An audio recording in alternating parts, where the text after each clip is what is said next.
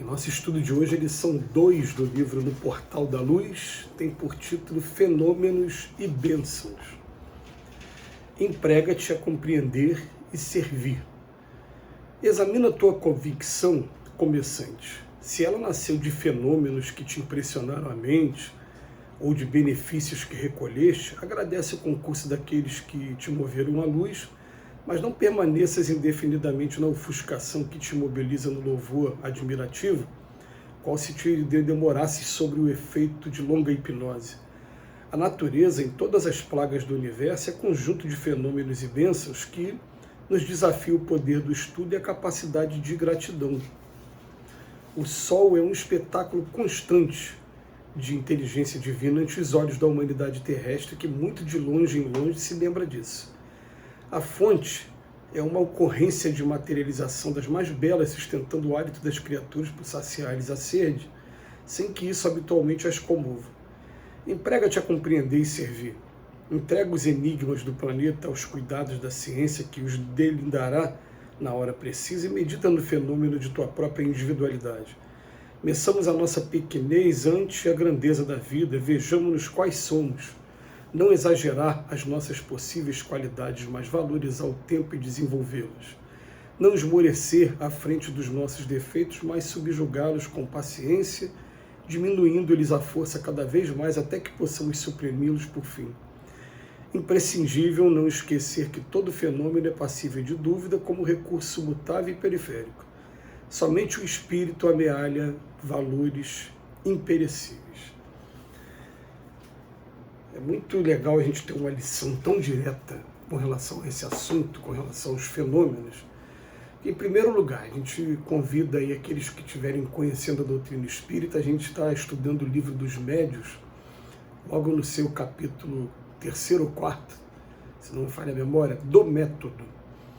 E esse capítulo vem explicar para a gente que é natural que a gente procure convencer as pessoas e até mesmo fazer o proselitismo, que é a conversão das pessoas, quando a gente fica empolgado com uma determinada coisa e aquela coisa faz muito bem a gente. É natural a gente querer que, já que se faz bem a mim, deve fazer bem aos outros também. Mas ele recomenda que quando a gente vá conversar com qualquer pessoa que não seja espírito, que a gente nunca comece pelos fenômenos. Eu falo que os fenômenos eles ficam sempre no campo da curiosidade e não passam dali daquele fenômeno. Então, aqui no Brasil, por exemplo, a gente vai ver muito aquela coisa das religiões afro-brasileiras e de uma determinada pessoa, como aconteceu comigo um dia. Bem que eu vou te levar numa reunião, numa sessão, e quando você vai lá, você viu o espírito ali que incorporou tal, e ficou no campo da curiosidade para a pessoa falar assim, não, eu fui lá e vi pessoalmente, mas e aí, mudou o quê? Não mudou nada, ele passou, tem alguma coisa ali mesmo, mas eu não sei o que é. E não vai trazer muita diferença agora, ali no livro do método explica pra gente, né, no capítulo, o método, lá no livro dos médios, fala assim, né, o que convence de verdade é a razão e o bom senso da filosofia da doutrina espírita. Então, quando alguém pega o livro dos espíritos pela primeira vez, começa a ler aquele postulado todo, aquelas explicações todas, e começa a ver que realmente existe uma inteligência por trás daquelas respostas. E até, assim, algumas informações que mesmo que a gente não consiga comprovar de imediato, elas fazem muito sentido, ali a gente consegue a atenção das pessoas e curiosidade, pelo menos, em querer se instruir, principalmente se for uma pessoa, vou usar a palavra assim, de boa vontade. Não vou nem dizer de bem, porque eu conheço pessoas muito bem que professam outras religiões e têm simplesmente medo do novo. Mas para conhecer a doutrina espírita, a pessoa tem que estar com a mente um pouquinho mais aberta e fazer um trabalho que seja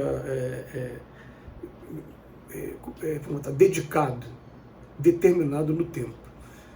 Allan Kardec fala de maneira bem direta, bem franca, lá na introdução do Livro dos Espíritos, fala sobre, você vai conhecer uma doutrina como essa, que lança agora de imediato um monte de termo novo, um monte de ideia nova, você não vai fazer de uma hora para outra, não adianta aquela pessoa falar assim, eu quero desmascarar a doutrina espírita e ler muito superficialmente para poder ter a base para poder fazer o seu ataque, né? A pessoa tem que conhecer, porque até nós mesmo que estudamos a doutrina espírita, a gente já está estudando há alguns anos, aliás, até mais de 2 décadas, e a gente chega à conclusão de que a gente não aprendeu tudo e está muito longe de aprender tudo, ou melhor, tem coisas até que a gente já conhece, mas a gente ainda não pratica ainda 100%, então a gente ainda está no caminho do aprendizado, porque conforme até a própria lição que a gente teve ontem, anterior a essa, o vídeo anterior, que é entender o Espiritismo, tem que começar pela reforma íntima de cada um.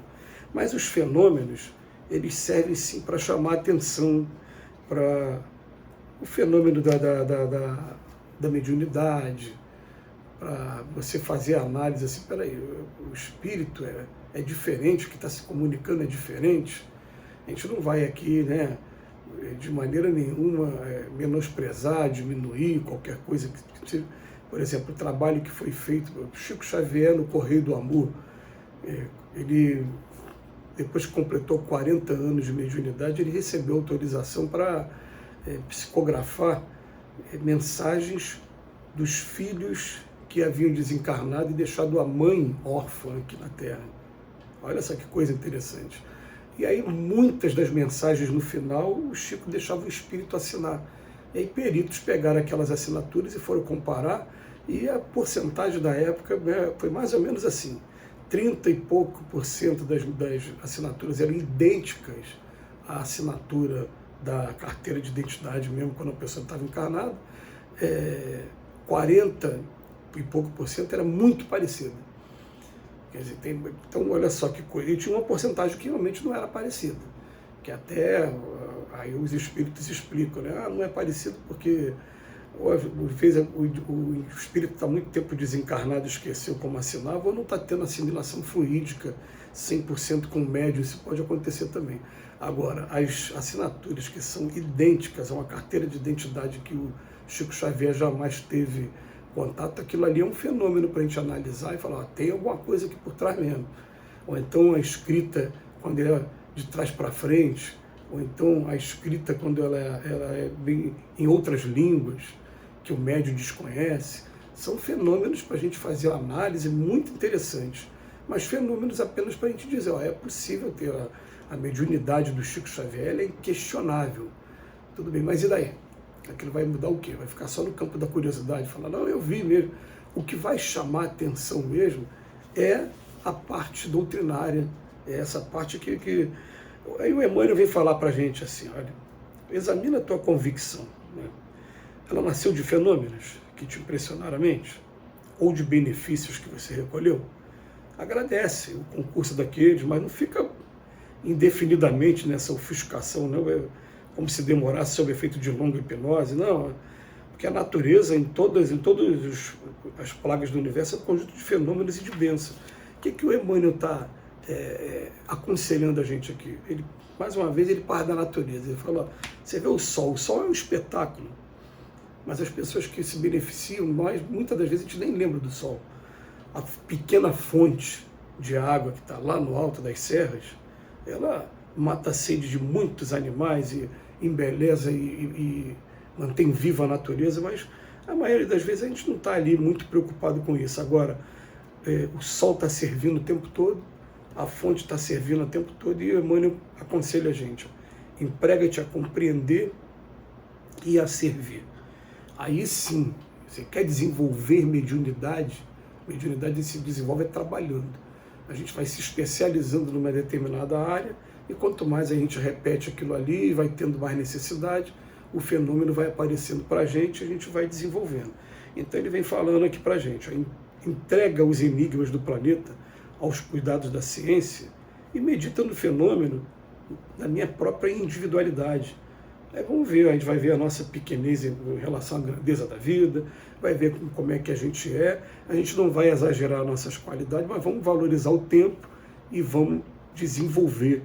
É imprescindível não esquecer que todo fenômeno é passível de dúvida como recurso mutável e periférico. Agora, somente o espírito vai amealhar valores imperecíveis. Então, a gente vai aproveitar dessas oportunidades para a gente estar angariando experiência e, principalmente, para estar aliviando a dor naquilo que tiver ao nosso alcance. Que Que Jesus nos abençoe mais uma vez e muito obrigado, Emmanuel, pela reflexão em torno dos fenômenos.